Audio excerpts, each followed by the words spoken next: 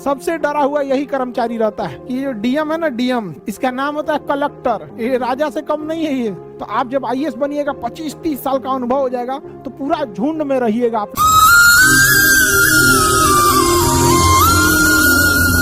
11 article 311 में कहा गया है कि संघ लोक सेवा आयोग के जो भी नौकरी करता है संघ लोक सेवा आयोग के द्वारा, उनकी नौकरी से आप ऐसे नहीं कि एक झटके में उनको नौकरी से निकाल दे, ठीक है। तो उनको ना क्या करना है, आप लोग को संरक्षण देना है। संविधान उन लोगों को क्या देता है, संरक्षण देता है। किसके तहत?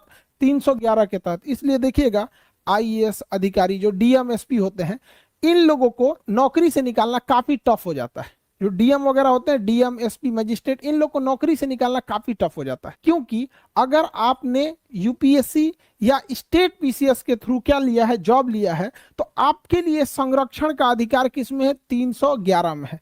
किसमें दिया गया है? 311 में दिया गया है, ठीक है।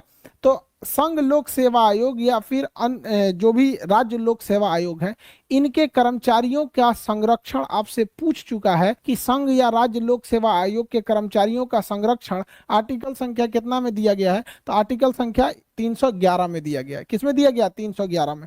अब हम चलते हैं 312, उसके बाद चलेंगे 315। देखिए 312 में क्या कहा है, तो इसको पहले समझते हैं। अखिल भारतीय सेवा क्या होती है? 3 टाइप की नौकरी को ध्यान से समझिए। ये 3 नौकरी, एक होती है अखिल भारतीय सेवा।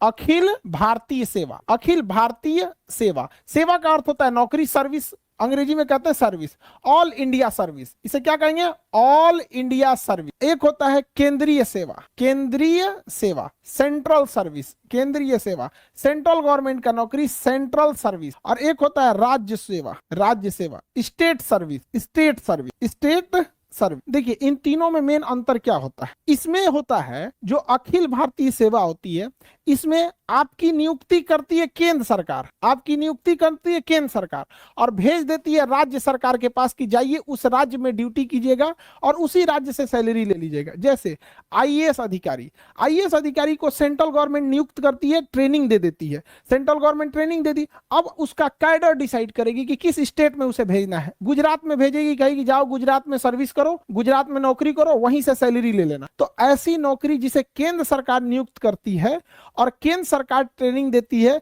लेकिन वह व्यक्ति आके राज्य सरकार के डिपार्टमेंट में सेवा देता है और राज्य सरकार से सैलरी लेता है, ऐसी नौकरी को अखिल भारतीय सेवा कहते हैं। यह भारत में सबसे पावरफुल जॉब है, क्योंकि वह राज्य सरकार उस अधिकारी को कुछ समय के लिए सस्पेंड कर सकती है, लेकिन हमेशा के लिए नौकरी से निकालने का अधिकार उसे नहीं होता है, अर्थात बर्खास्त, यानी उसको टर्मिनेट नहीं कर सकती है।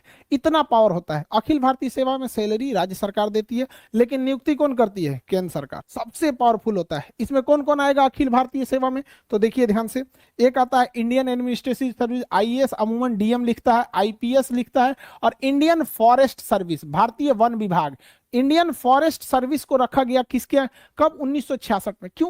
क्योंकि हमें उस समय आभास हो गया कि जंगलों की कटाई इतनी तेजी से चल रही है कि छोटे मोटे कर्मचारियों को वहां के ठेकेदार, विधायक उधायक डरा धमका मिला उला के कटवा लेते हैं सब पेड़ वगैरह। तो वहां आभास हुआ कि एक ऐसे अधिकारी की जरूरत है जो राज्य सरकार या लोकल लोगों से उतना न डरे।